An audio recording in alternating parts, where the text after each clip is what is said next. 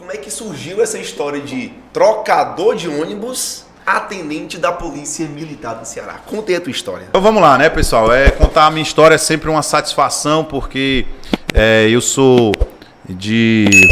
venho de uma família humilde, meu pai policial militar, minha mãe dona de casa, e aí eu cresci dentro de uma comunidade no bairro do Pici, ali no Pan-Americano, o pessoal aí que conhece aquela região, é uma região muito carente, muito, muito difícil, né?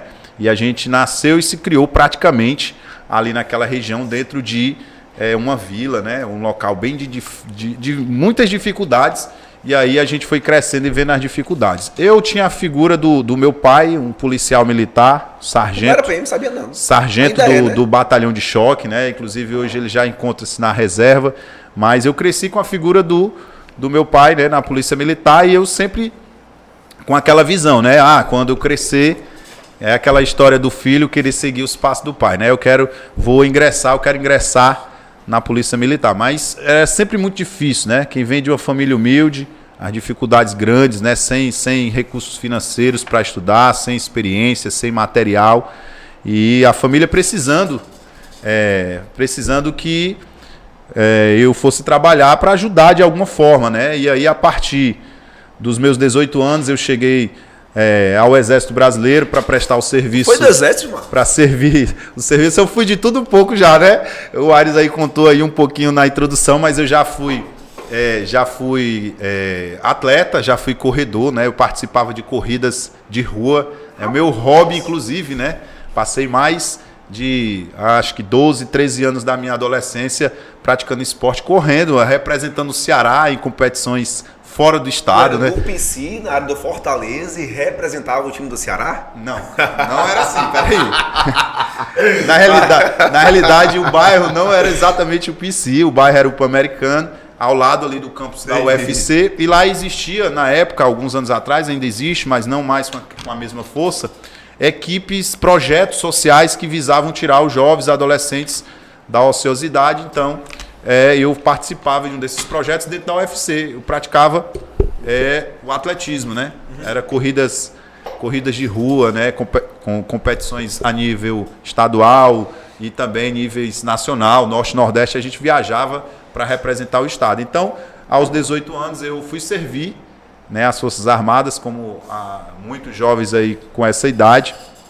E após dar baixa no serviço, eu não consegui, por razões diversas, a principal por falta de vaga na época, né? Na época, o presidente cortou as verbas das Forças Armadas e mandou dar baixa em todos os recrutas, né? E aí eu tive que trabalhar após dar baixa no Exército Brasileiro e não entendia bem como era que funcionava o universo do concurso público. Eu só sabia, naquela época, já há alguns anos atrás, que existia uma coisa chamada concurso público, onde quem passava no concurso público ia trabalhar para o governo, era o que eu sabia. E eu lembro bem que, com os meus 19, 20 anos, né, eu saí do Exército, fui trabalhar numa loja no centro da cidade, uma loja de sapatos. Trabalhei como estoquista, olha só, descarregando caminhão, né, e o caminhão chegava, pegava lá as caixas grandes de sapato e tinha que descarregar com os colegas, levar para o estoque, contar, fazer a conferência, distribuir lá no estoque. Então era um trabalho cansativo, né? E foram 2 anos nessa rotina depois. Então, o que aconteceu? 2 anos trabalhando lá numa loja no centro da cidade e sempre pensando numa coisa chamada concurso público. Concurso público, mas concurso público, eu tenho que fazer uma prova, eu não quero isso para minha vida toda. Rapidinho, só para te interromper e eu participar. Tu passou 1 ano no Exército. Isso. Tá. Na época, tu se identificou com o serviço? Eu entrei... Porque tu me falou que queria ser policial militar por causa do teu pai. Aí, então, o teu primeiro contato com a área militar, Exército. Isso. Tu se identificou com o Exército? Sim, me identifiquei e eu queria muito ter seguido carreira, ou engajado, ou mesmo ter prestado o concurso para sargentos aí do Exército, né? A prova da ESA, que inclusive até hoje essa prova acontece anualmente pelo Brasil, né?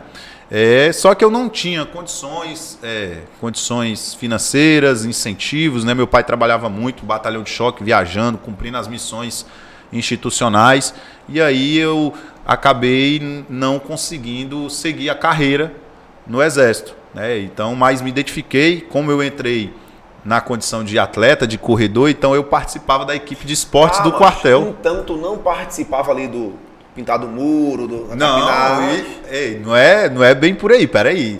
Não é todo mundo que entra e vai prestar esse tipo de serviço, né? É feito toda uma triagem, aqueles que têm algum tipo de qualificação. Então tu entrou para ser atleta do exército. Isso. Show, cara, melhor. Eu entrei como soldado, né? E prestei o serviço normal, igual a todos os demais, só que eu treinava para representar o exército nas competições. Tu chegou a ganhar alguma competição? Cheguei a ganhar a competição a nível norte e nordeste, né? Rapaz, eu jurava que conhecia o Gilmar, mas tá aí.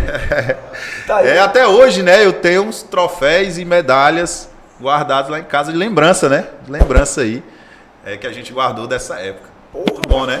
Bacana mesmo. É uma época boa, tá? Uma época muito boa e a gente realmente se identificava bastante.